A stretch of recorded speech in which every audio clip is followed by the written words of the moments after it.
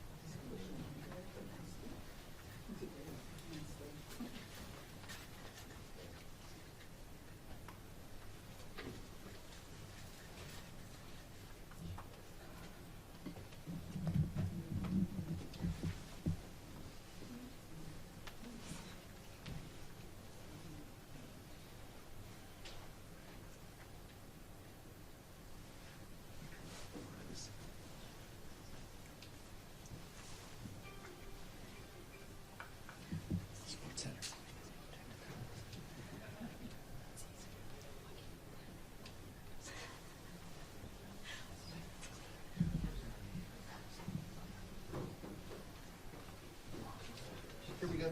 But longer than 3.5. Sorry.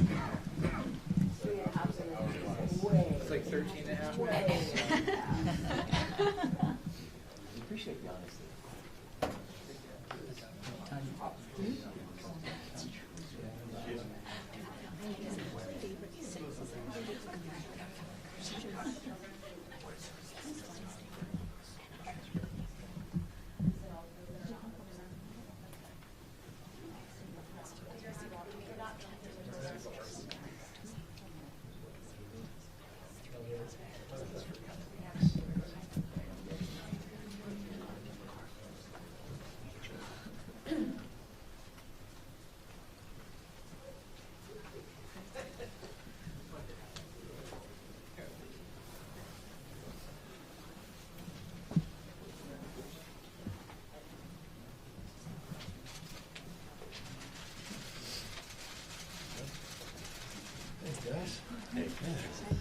All right.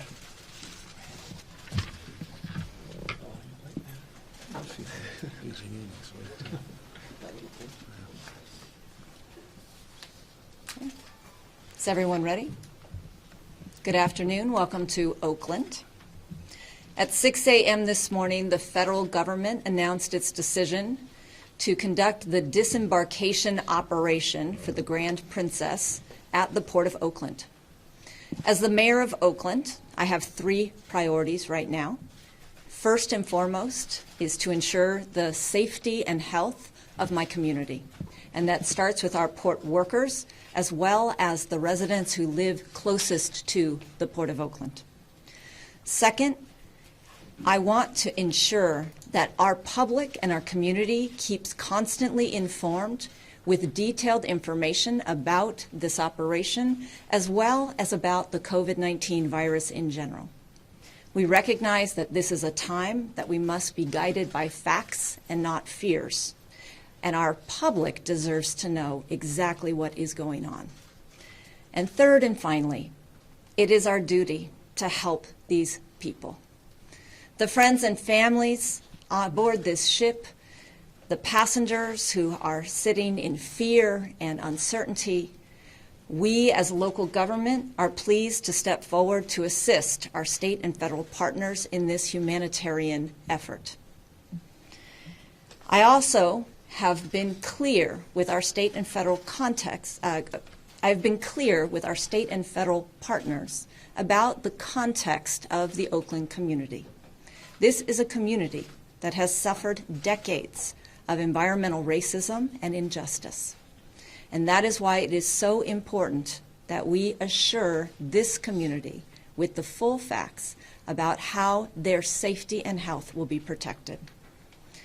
I have received some very strong assurances that this operation will employ the best isolation practices known, that the operation will be conducted in a manner that minimizes the time for the Grand Princess to be at the Port of Oakland, and that once the disembarkation operation is complete, that the ship will depart Oakland, that no one will be quarantined in Oakland or released to our community. We want to appreciate the partnership and the good values of our state and federal partners in this moment.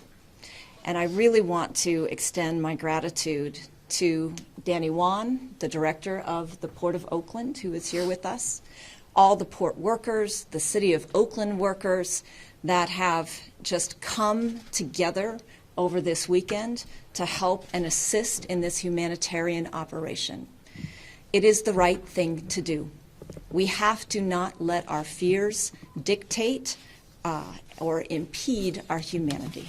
So with that, it is my pleasure to welcome the great governor of the state of California, Gavin Newsom. Thank you. Thank you, Madam Mayor, and thank you for your leadership. I want to underscore that, and I will in the course of my remarks. Let me contextualize this moment, and we will have ample opportunity to answer all your questions related to the Grand Princess and the logistical operation that is currently underway. But I want to just update you on the latest numbers of positive tests in the state of California, number of people we're monitoring, and how we're doing with our testing regime. Currently, 114 people have tested positive in the state of California. We have identified one individual, as you know, in Placer County that is deceased related to the virus. As you know, he was on this same cruise ship in the previous cruise that went from San Francisco down to Mexico on February 11th to the 21st. We are monitoring some 1,540 individual Californians that were on that original cruise. Currently, we have identified 12 individuals on that cruise that now have identified as positive for COVID-19. Again, that number is fluid. That's the number we have from this morning. Of course, we'll be updating you on a daily basis.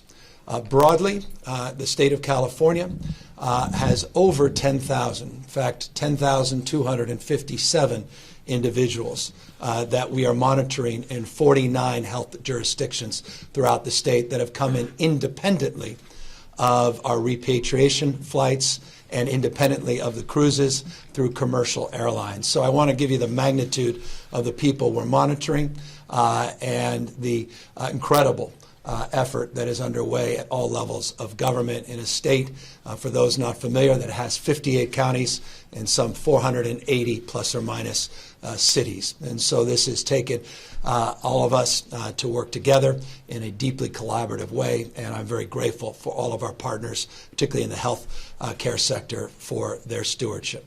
And now let's go back to the issue at hand. The Grand Princess currently is some 10 to 12 miles offshore. And I say 10 to 12 because we're moving it back within that footprint. Roughly 2.5 hours away when they have the green light to come in to the Oakland port.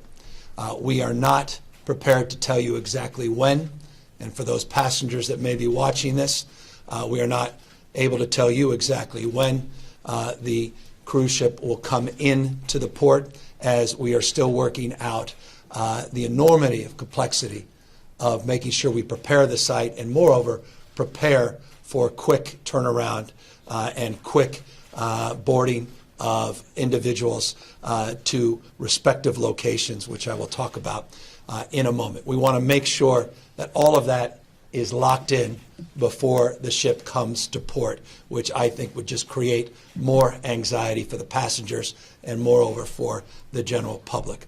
The site was picked. Oakland was picked for a number of reasons. We assessed many different sites throughout the state of California. Active military bases, unfortunately, are not positioned, particularly with a foreign flag cruise ship, as the appropriate site. We looked for mothball old sites, including Alameda.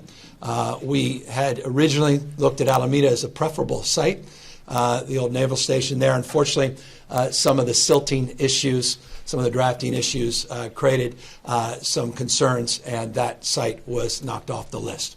Some have suggested, because it's based in San Francisco, this cruise ship, that San Francisco and the port should assume this repatriation effort. That was assessed. The logistics of that site along the Embarcadero, the proximity to residences, the disruption that would have ensued was such that we determined that was not the appropriate site. Other sites across the state of California were considered in the southern part of the state. And again, by multitudes of assessments, we felt better and more appropriate to have it here in Northern California for reasons I will lay out in just a brief moment.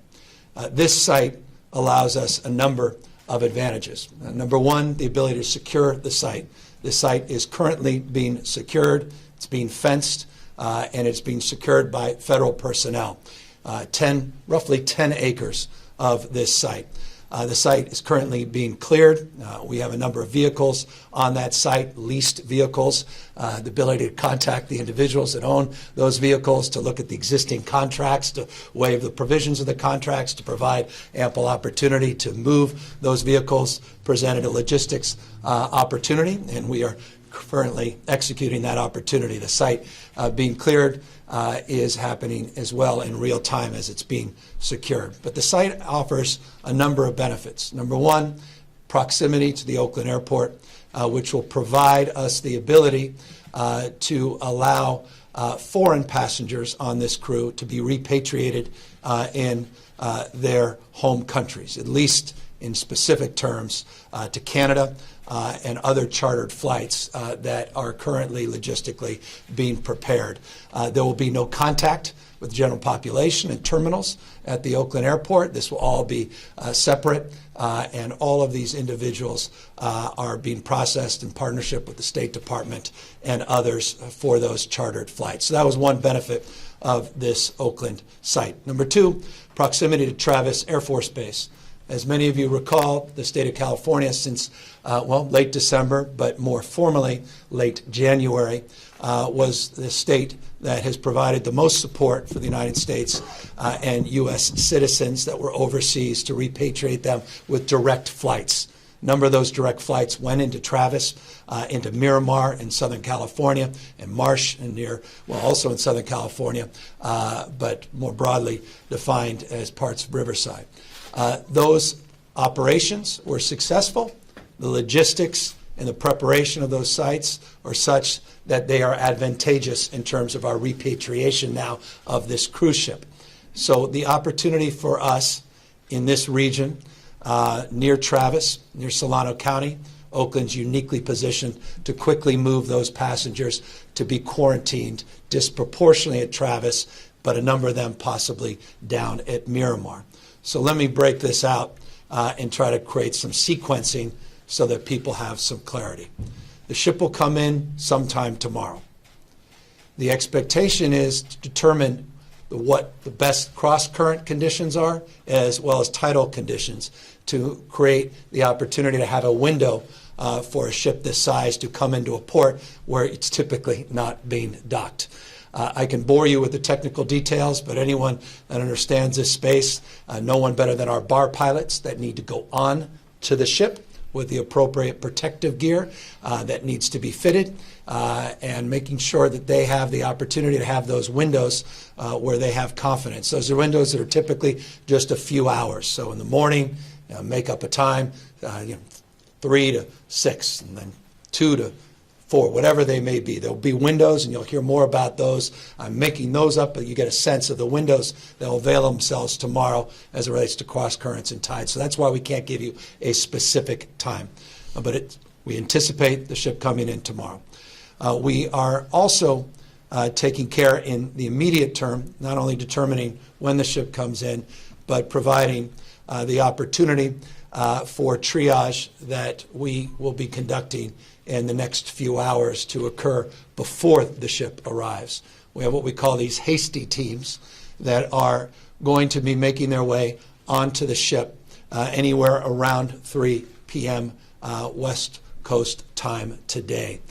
They will be triaging the passengers. They'll be getting a better sense through screening, through interviews of the needs of the passengers, and that will allow us better preparation on the port property in anticipation of their arrival tomorrow. I want to remind people that are rightfully concerned about the passengers, as all of us are, that the passengers assumed that they would be back home already. Many of them came with medications for the period of time they thought they would be on board, and those medications are also being provided to the extent they already have been. In some instances, people have already been a beneficiary of medications, but obviously with the new medical personnel going on, those will be secured this evening as well. We will move forward by prioritizing those that are most acute. First tranche of people that will come off the ship in a rapid manner will be those that are symptomatic and those most in need of medical support. Those that are in need of hospitalization, and that is a number that needs to be determined, will be sent to appropriate medical facilities in and around the region, and those protocols are well underway for those that we are currently providing care for throughout not only Northern California but the state of California. Next group of people will be California residents. There are currently 2,421 passengers on this ship, 1,113 crew members in addition to those passengers.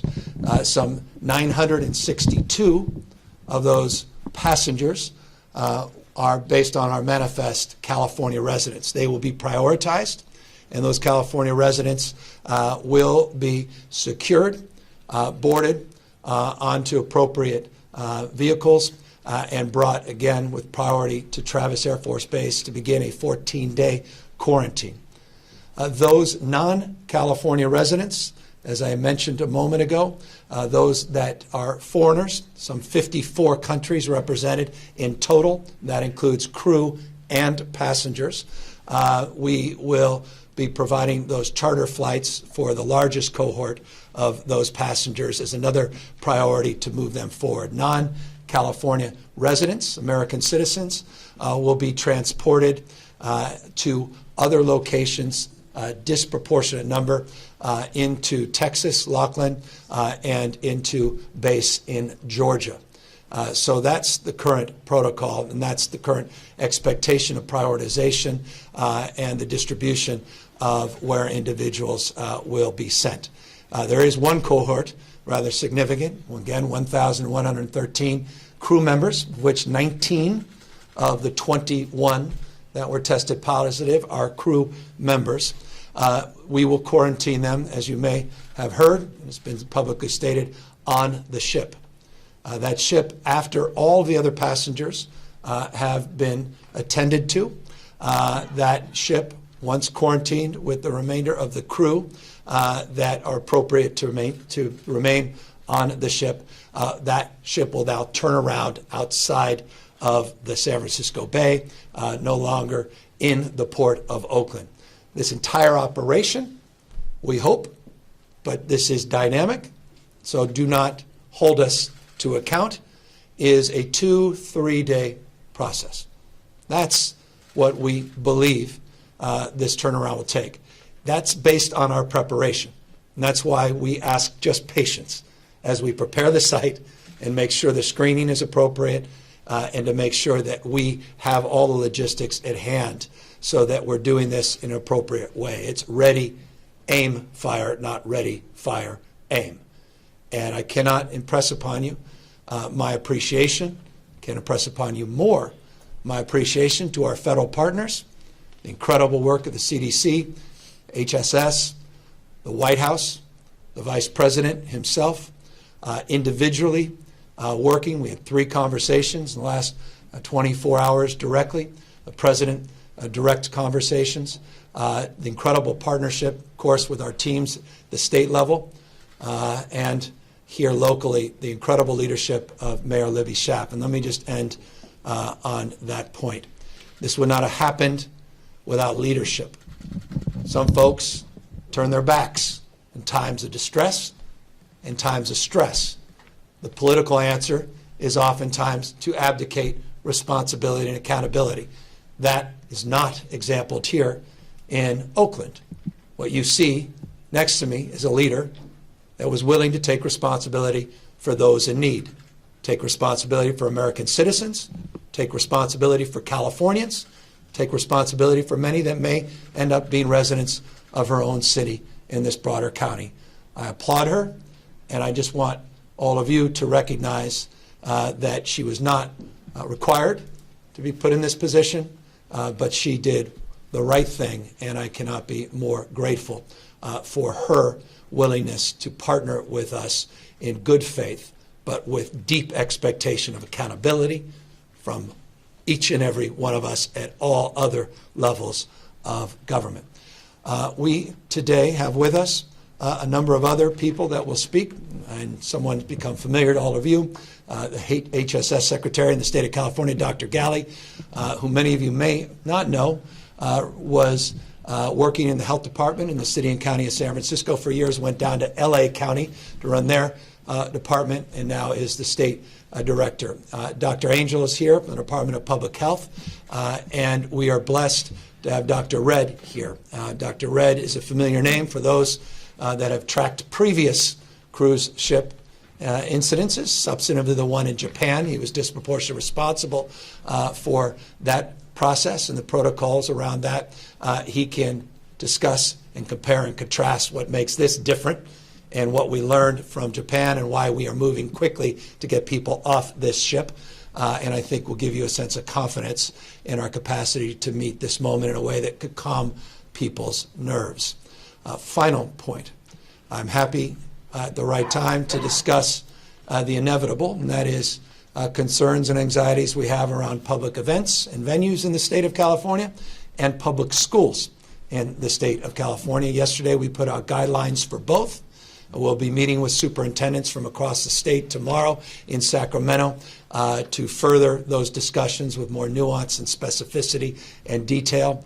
And anyone that wishes to request any additional information, we're happy to also provide that, as that is, as a father of four, a conversation I am having often and understandably. Accordingly, each city across this state has also adopted protocols on public venues that is also increased the level of inquiry in that space, and we will happily answer our point of view for the same. So that's where we are in broad strokes. And now with more logistics around the medical component of this, let me ask Dr. Galley to come up, and you'll hear from a few others, and then we're here to answer any questions, including from the Assembly Member Bonta, who is kindly here. Just one moment. Dr. Galley, please, sir. Sure. Thank you, Governor, and really I want to echo Mayor Schaaf, the gratitude we have for your leadership, for being the wonderful partner in all of this hard work. I want to also acknowledge that we've spent time over the past 24 hours talking to our county health partners from the County of Alameda, really digging in this morning to these medical logistics, what is going to happen as the ship comes to port, how can we assure that the workers involved in bringing people off the ship are equipped with the most important and to fulfill guidelines with the CDC and state guidelines, the personal protective equipment, that we have all of the right questionnaires, that we get all of the information from the hasty teams that are going to be on the ship today, and that we're able to assimilate that information quickly to prioritize the passengers coming off the ship, ensuring that we keep exposure to those who might be positive or have symptoms low, and we get them to the right clinical services that they need immediately. This has implications, we know, to the city of Oakland, to the county of Alameda, and broadly across California. And as many of you know, we have been for weeks, months, preparing and escalating our response to COVID-19 across the state, preparing many labs across the state to be able to do testing, asking on a regular basis for supplies for testing from the CDC, having all of those requests fulfilled, ensuring that we're working hard with many of the health providers that stand behind me and across the state of California to ensure that for our increasing cases in the community, we are well prepared. I want to assure you that bringing this cruise ship to Oakland and Alameda is not going to absorb the precious resources that we have in place for testing. We've been working with the CDC and others to ensure that we have additional supplies arriving for anyone who does need to be tested from the cruise ship. Additionally, I'll reiterate what the governor mentioned, that as people leave the site of Oakland, move to Travis and other bases across California and potentially across the nation or to their home countries, that they will not be tested here, they will be tested there. That's important both from a supply issue, but also from a timing issue. We are not holding people at the Port of Oakland to wait for positive tests. They will find those results if they are indeed tested at a different location. I want to just thank, before turning it over to Dr. John Redd from our federal HHS partnership, and he will give you additional details about the logistics. I just want to assure you that we continue to sit down throughout the course of the day before we have the ship port to iron out all of the last most important fine details to ensure that staff are safe who are working in this site, and that anyone who's involved in transportation or caring for individuals coming off the ship have all of the details in advance, and that we can assure that they are that all of the procedures meet the highest clinical indicators at the moment. So with that, I want to invite Dr. John Redd to give you more details. Thank you. Good afternoon, everyone. My name is Dr. John Redd. I'm the Chief Medical Officer for the Assistant Secretary for Preparedness and Response at the U.S. Federal Department of Health and Human Services. It's a pleasure to be here. We're coordinating medical logistics for the disembarkation of the ship and for the safe disembarkation of passengers, and then their safe and rapid transfer to quarantine stations where they will complete their 14 days of quarantine at military bases.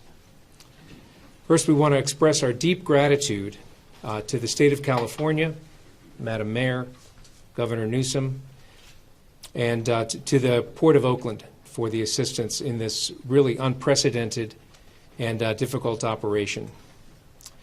The first actions we're going to take begin this afternoon.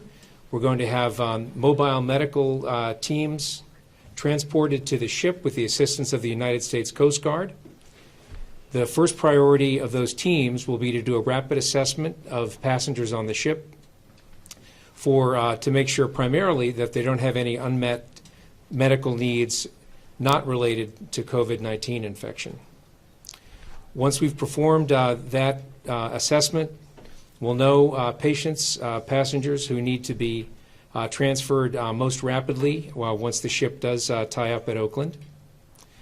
After those patients are disembarked, we'll get them as necessary to local medical care. And then we'll proceed with a rapid and orderly disembarkation, beginning with the passengers from California. The approximately 1,000 of them will end up primarily at Travis Air Force Base. Some will end up at Miramar Marine Corps Air Station, and then other passengers, as well as the non-American citizens, will end up going to their quarantine stations. I'll be very happy to take any questions and look forward to it. Thank you. Let me, plenty of questions for Dr. Redd in a moment. Let me just close by saying a number of things. One is we cannot be more deeply empathetic to those that are stranded off our coast. And I know that there's a sense of frustration, deep frustration, that many of the passengers on this ship have, that they're not getting real-time information. And I just want to acknowledge that frustration, and I want folks to know we're doing everything in our power 24/7. This is not a gross exaggeration. It's not an exaggeration. To secure their safety, their health as our top priority, and to make sure that we do it in a way that does justice to others in our community as well. And we'll have you home soon, and I know that this is a very difficult time for you, another 14 days for many of you to be quarantined. But it's all about not only your safety, but your family members and your community when you come back home. But you'll be back home soon. Happy to answer questions. Governor Newsom, over the past couple of days, President Trump has said that he would prefer if none of the passengers aboard these cruises landed on U.S. soil. Did he mention any of that to you in your conversation? Yeah, we had a private conversation, but he said we're going to do the right thing, and you have my support, all of our support, logistically and otherwise. So before he made those statements publicly, I had a private conversation with him around 4:30 West Coast time, and he said everything that I could have hoped for. And we had a very long conversation, and every single thing he said, they followed through on. So I'm just not interested in finding daylight on those statements, because every single thing his administration, and it starts at the top, including the vice president, has been consistent with the expectation that we repatriate these passengers, and we do it in a way that does justice to the spirit that defines the best of our country and the state of California. Governor, the ship had multiple trips. The first trip finished on February 21st. So how many passengers came off the first trip, and do we monitor their situation? Yeah, 1,540 of the individuals that left that ship after that ship came back from Mexico on February 21st are in the state of California, or are quote-unquote Californians. We have not only received the manifest, so we know who those individuals are, but so have our health directors all throughout the state of California. Individuals have been contacted. Many contacted us, and others have been contacted not only by local health officials, but by Princess as a company themselves. We have monitored and are in the process of monitoring them, and as I noted, 12 of them have tested positive for COVID-19. And in addition to that, we had that one tragic loss of life in Placer County from an individual who was also on that cruise. Any other questions? Yeah. So I understand this is a difficult time, fluid situation. We spoke with Councilman Reed. He says, it really bothers me that my council wasn't notified about what's going on, and we didn't have to say whether the ship should dock here in Oakland. Can you comment on your conversation with the city council? Sure. I myself and my chief of staff reached out personally to every council member yesterday, beginning with the council member for this district. I did speak personally with Councilmember Reed last night. This was a fluid situation. As I said at the beginning, the official call was not made till 6 o'clock this morning, and initially these conversations, we were advised, were confidential. But I did speak to Councilmember Reed, and again, there are a lot of questions. And I will do everything that I can to ensure that everyone's questions are answered and that that information is communicated to the public. Yeah. Everybody, I'm encouraged by the engagement. We had dozens and dozens of conversations personally with folks directly representing this area from the state level down to local level, county supervisors as well. And we will continue to avail ourselves in real time to answer any of those concerns, and we look forward to working with the council member. Anybody else? Governor, if all area hospitals become full, are there alternate locations such as contingency field hospitals that are being identified? If so, who will the medical staff be, and where will they be? So let me tell you what we know currently as I stand here, and we'll know a lot more later this afternoon. We just tested roughly 45 people. 21 came back with positive tests. Of those 21, 19 were crew members, 2 were not crew members. Not everybody that's tested positive, as you know well, has symptoms that require hospitalization. Quite the contrary. Roughly 80% of people that have the novel coronavirus have mild, relatively mild symptoms. A small percentage will need more acute care. We're determining and triaging the number of individuals that may need that acute care. But because it skews younger, as crews tend to skew younger as well, we are not in a position to believe that there are hundreds and hundreds and hundreds of people that are going to require immediate hospitalization. Quite the contrary. If there were, we have more than enough capacity in our system. As you know, we've been making this very public over the course of the last number of months, not just days. We've been running tabletops, pandemic exercises. Every local jurisdiction requires their own pandemic planning. The hospital system in the state of California, to put it in perspective, has over 80,000 beds. The hospital system is required to estimate surge capacity anywhere from 10 to 20%. And in addition to that, we have identified state sites all throughout the state of California. I did an emergency declaration a number of days ago to make the siting of those and the regulatory and licensing much easier and efficient. So I can assure you, even in the worst case scenario, and we're not anticipating that, that we're well resourced to accommodate the needs of these passengers, even if it's a large number that come in acute condition. To follow up with that, we have some internal memos from healthcare workers in Sacramento that work in area hospitals who say the memos essentially say UCSF USF is no longer accepting adult transfers. Are you aware of that, and do you know why that might be? I don't know the details of that specific memo, but I can just broadly assure you and assure the general public that I don't think I know, having participated actively in these scenario plans, that our healthcare delivery system is extraordinarily well resourced, and our planning is well underway, and our surge capacity to meet the needs in the immediate term exists and will continue in a dynamic way to evolve. And I want to remind people the dynamic nature of this. I mentioned today 114 positive cases. I think it was 88 yesterday. You'll start to see these numbers increase. The testing, as you know, has been relatively modest. For those that are curious, the state of California has the capacity to test just shy of 8,000 individuals. We have the ability to test them in 15 different labs across the state of California. On Monday, tomorrow, one of our larger private contractors, commercial contractors, Quest, has the ability to test roughly 2,000 people each and every day. Quest has a facility down in San Juan Capistrano, just south of Laguna Beach, and they will be accepting those testing protocols and kits as early, as I said, tomorrow. So the testing protocols and regimes, as they evolve, more people are tested, more people are tested positive. You will start seeing those numbers increase. It's exactly what you should expect. It's exactly what we have planned for.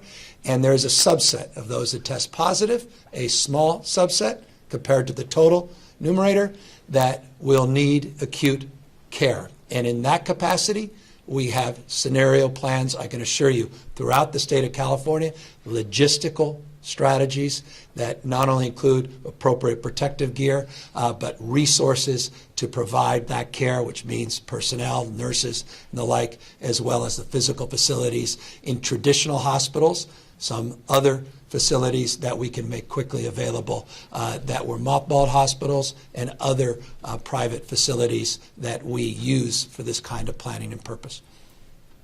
Was there a city that you asked that said no and then asked the city of Oakland? No, we assessed the most appropriate location. To be candid with you, after all the assessment, the geographic, the logistical assessment, the proximate issues that I referenced a moment ago, the Alameda base was the preferable site, candidly, as it relates to the first look.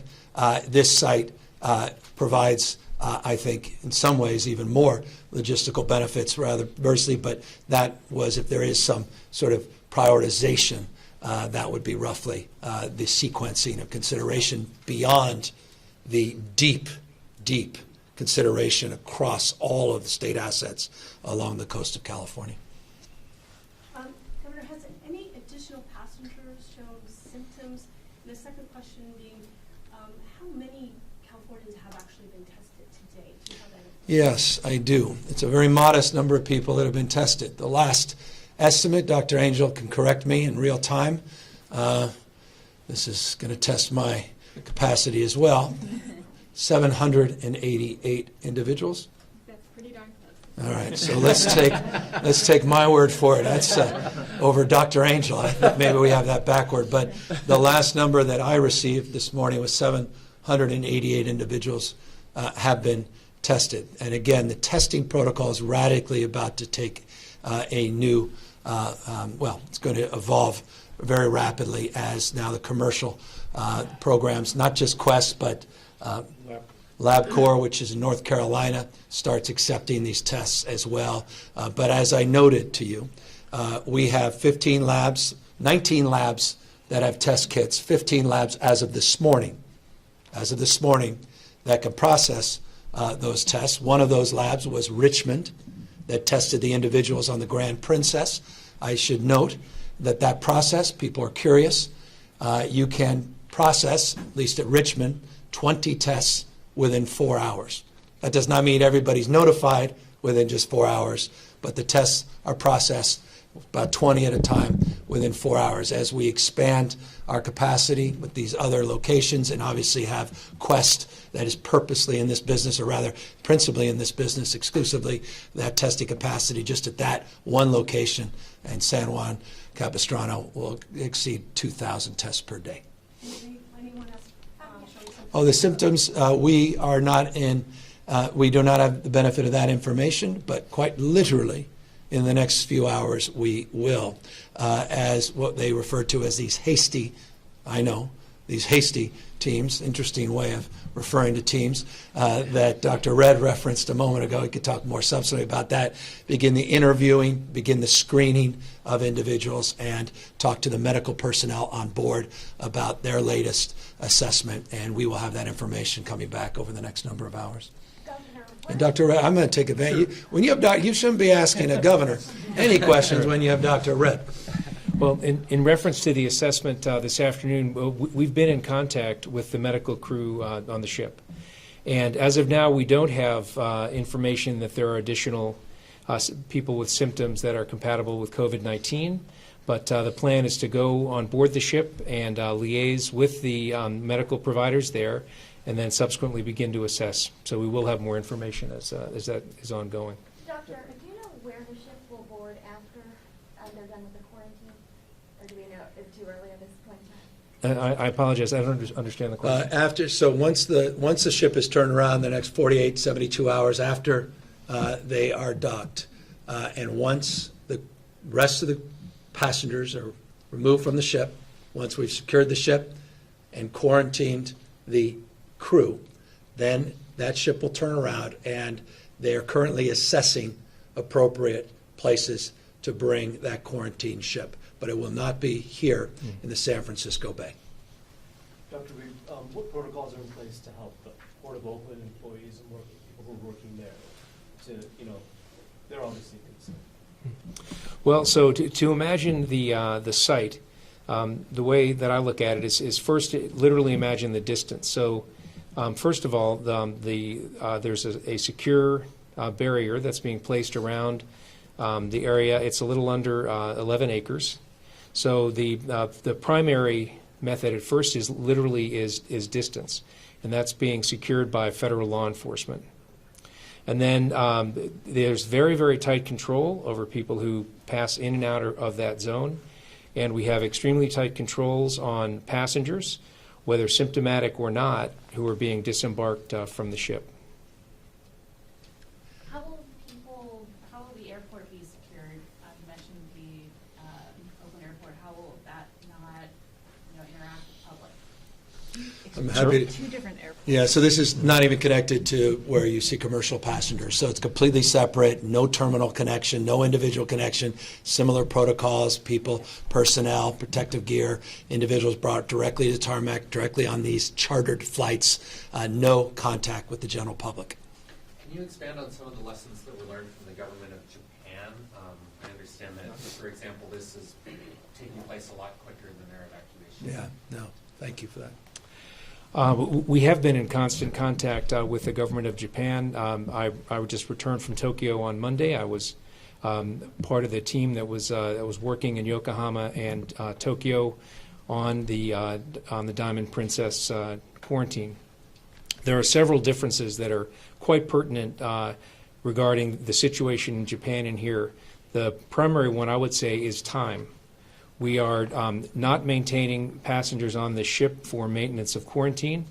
In fact, quite the opposite. We're making every effort to get them rapidly and safely off of the ship and then transported safely to a location for quarantine at which they can be observed for 14 days and at which they can get rapid treatment for medical conditions that come up, whether related to COVID-19 or otherwise.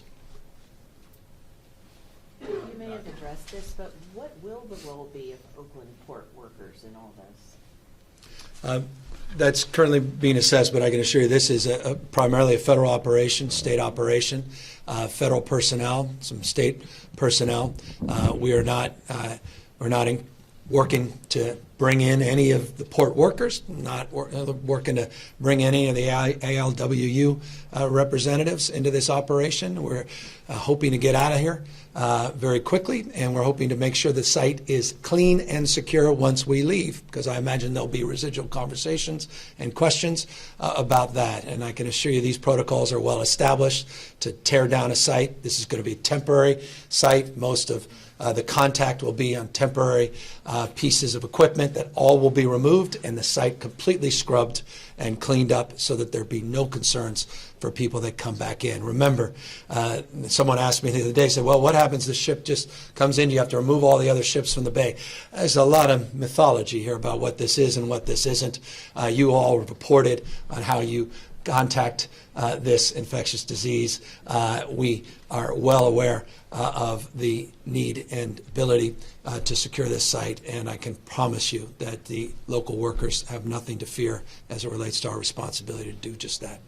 Governor, what's your advice going forward to people who may be thinking about going on a cruise, say next month, or concerts, or any large gathering, traveling? Well, we just put out an advisory yesterday, both for schools and large public events in the state of California. And we basically graded the type and size and scope scale of some of these events based upon an acuity of considerations that we think people should make. Look, it goes without saying that if you are elderly, if you have a pre-existing condition, you have issues of lung disease, heart disease, or you have other medical conditions, I would highly recommend, almost demand, that you not go on a cruise. It's beyond me that you would, for any other reason than expectation, perhaps financial, do so. That's not me saying that as an expert. That's me saying this as a human being that cares deeply about other human beings. But as it relates to events, you're seeing a number of cancellation parades, other events, large and small conferences, all throughout the state of California. You saw just in the last 48 hours a number of schools from Stanford University, USC, contracting their available seminars and lectures. You're seeing schools local, charter school here in Oakland. You're seeing private schools down in Atherton, Murrieta. You're seeing some cutbacks, and obviously the large district in Northern California, Elk Grove, their announcement yesterday. I expect you'll see and hear more. As I said, I'll be meeting with the superintendents throughout the state of California tomorrow to talk about their anxieties and concerns and try to ratchet up our guidance, but that includes large events as well. But cruise ships, for elderly citizens that have medical conditions, I think it is in their interest, and it's the interest of the cruise ship industry, to set forth a very clear recommendation and guideline that they should not go on those cruise lines. Do you see this as being a one-time thing because it's an emergency, or do you see this as a place for other ships to go to if this happens? I don't see this becoming permanent, and I can only imagine, I haven't looked, or the mayor. Let's just say this. The responsible thing to say and answer your question is, as circumstances prevent themselves, we'll evaluate those circumstances. But the answer to your question, equally, I can say with assuredness, this is not a consideration. It's not been part of a conversation. I can assure you there's no private planning that includes this port, includes this community. But I am not naive about this, the dynamic nature, the change of this virus, and the fact that you're seeing around the world stepped up protocols, not least of which in Italy and elsewhere, that suggests that we are in the beginning of a process, not the end of a process, as we move from prevention to mitigation and the like. And in that, we also have to recognize we are a port state. We are a coastal state. And a lot of these cruise ships are, quote unquote, our cruise ships. Even though they may be flagged foreign, many of them berthed in the state of California. Long Beach, LA ports, not just the port of San Francisco and Oakland. So the broader issue of cruise ships is profoundly important to the state of California. Our ability to absorb many of these kinds of circumstances is limited. So when I emphatically say it's in the interest of the cruise ship industry to own this moment, not consider short-termism and situational bottom lines, but to look at the sustainability of their industry, they need clarity and they need to have conviction as it relates to those guidelines. And I can assure you, to the extent possible, we can influence that. If I'm not trying to do so already, I assure you will hear a lot more from me in the days and weeks, because we simply, as a state, cannot experience this kind of operation at the scale that is likely if people continue to participate with those conditions on these large cruise ships that come in and out of our ports. Governor, last night, VP Mike Pence said he was looking for a non-commercial port. Yeah. How does that jive with the final? It completely. It's not. And to be. Yeah. They were. And to his. I don't want to suggest. Again, we can nitpick on that, though. It's profoundly important because people went some confidence on that. But that was the consideration that all of us were under the assumption, including the Vice President of the United States, based on the initial assessment of the Alameda Naval facility. And so that's what he was going off of. And I don't criticize him for that. It's a quick clarification. It's non-passengers. I mean, he's in essence saying an isolated site. So, again, I have no reason. You know this. We're in 68 lawsuits with this administration, and so I've not held back. But I got to tell you, I'm not interested in trying to pick apart arguments and take cheap shots. The Vice President of the United States was taking notes. Vice President of the United States held 3 specific calls with me personally, in addition to the myriad of other calls. His team has been truly exceptional. I don't have reason to say that, except it's true. And while it's true he said that, I don't hold it against him because I understood what he was referring to and why he was briefed of that. But no, in real time, as he said that, we were processing this new consideration. Dr. Red, the Grand Princess recently announced that it's going to start letting small groups of passengers outside of their cabins and up aboard on deck. What's the recommendations by state health officials, and being so close to the ship docking, is that the right move right now? I don't know about specific recommendations for the Diamond Princess. Are you referring to people who remain on board? The Grand Diamond. Oh, pardon me, here. Yes, thank you. This one, sorry. I'm not aware of that recommendation. We're going to get out to the ship this afternoon, and we'll be taking a particular look at the situation there.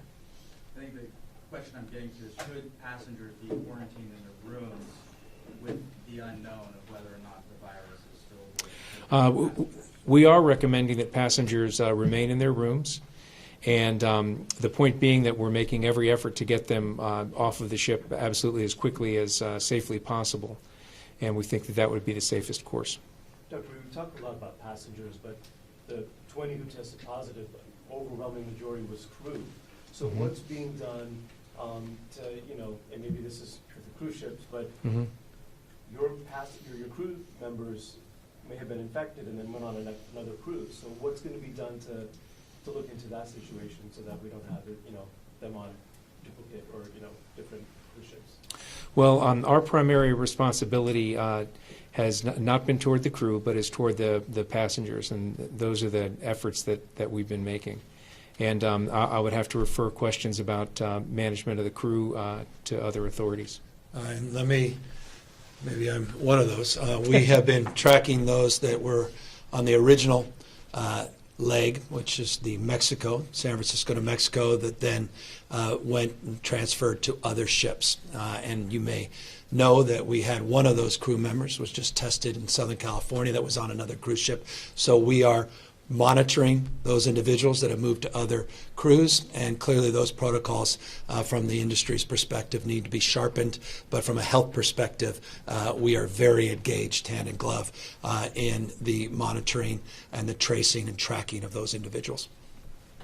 Some state health officials are saying that the CDC has been slow to confirm presumption positive tests. Is California experiencing that with our part? Everything we've asked for, we've received. As I said, we have just shy of 8,000. We have the ability to test 8,000 people. And I say that because you hear kits and you hear tests. Remember, you have to get confirmation on tests, so you can double the number of those tests because we've got to get confirmation. But we have the ability to test just shy of 8,000 individuals, and we have the capacity to do much more in the coming days.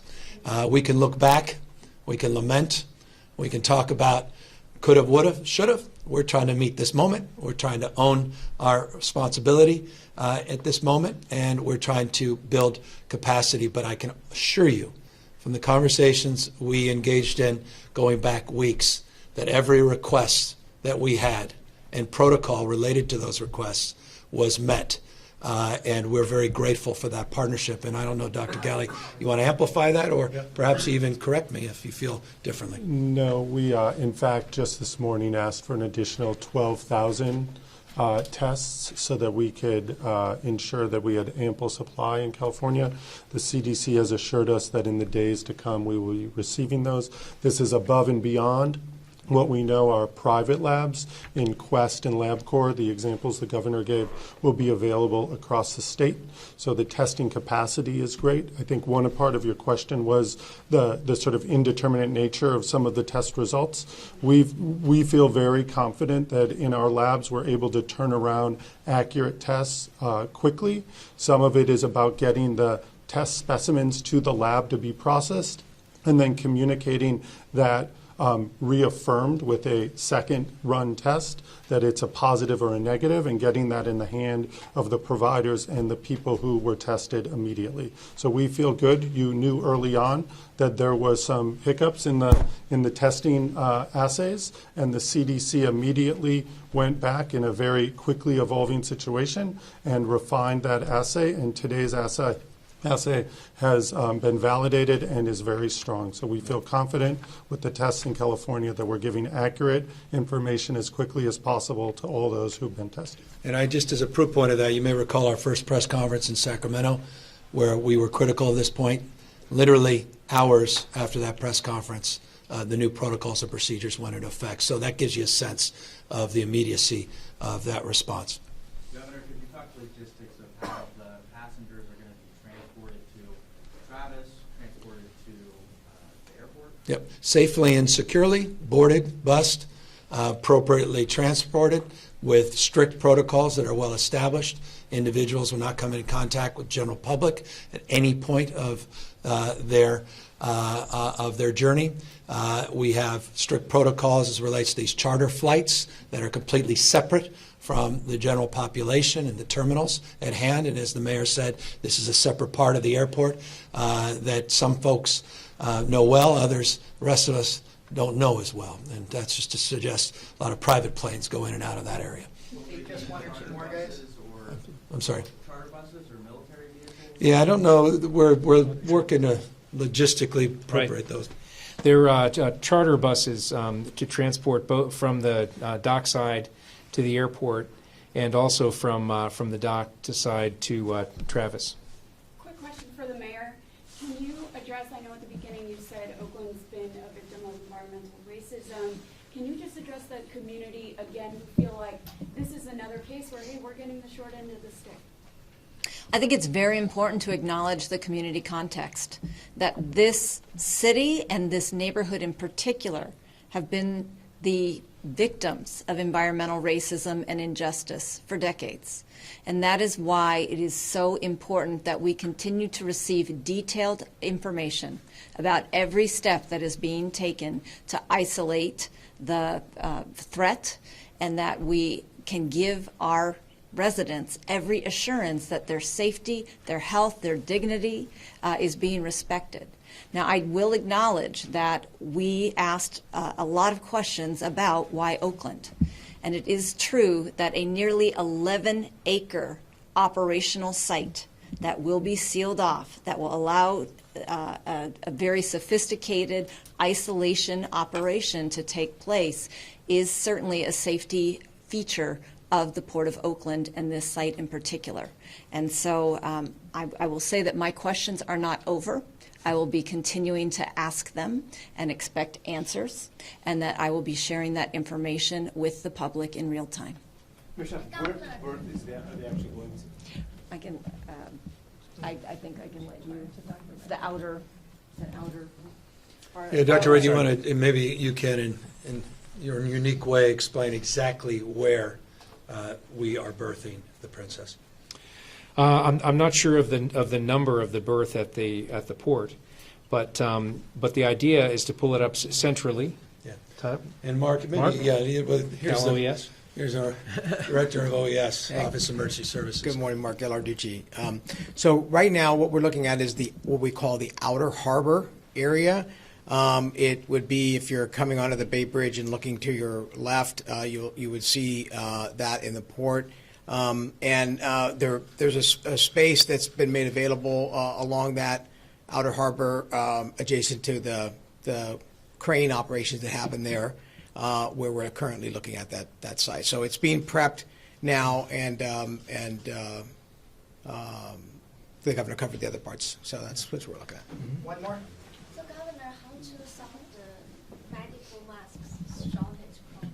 Well, we were able to provide for over 21 million, access of over 21 million masks that we had stored in previous event. Again, part of our pandemic planning. Those were cold stored, meaning they were appropriately stored, and as a consequence, despite the fact that some of those masks had an expiration date, they were all deemed to be, or at least the vast majority of them, secure because of our storage protocols. So 20 plus million we made available. These, I believe, were the N95s as well, so they're the more significant of the masks. But I want to just remind people that people shouldn't be running out and putting on masks unless they have their own symptoms and they don't want others to be infected or family members. That's appropriate.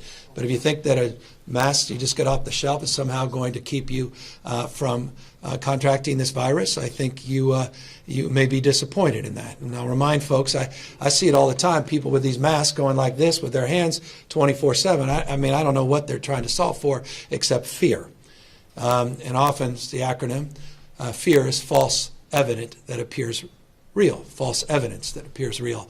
Often we are led by that. But I require, I think, more than just, I think we will require that those masks be amply available to our first responders as the top priority and made available to those that have symptoms.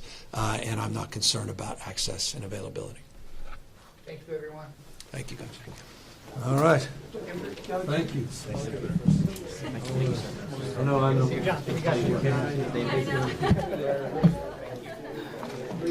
know, sorry. Oh, my.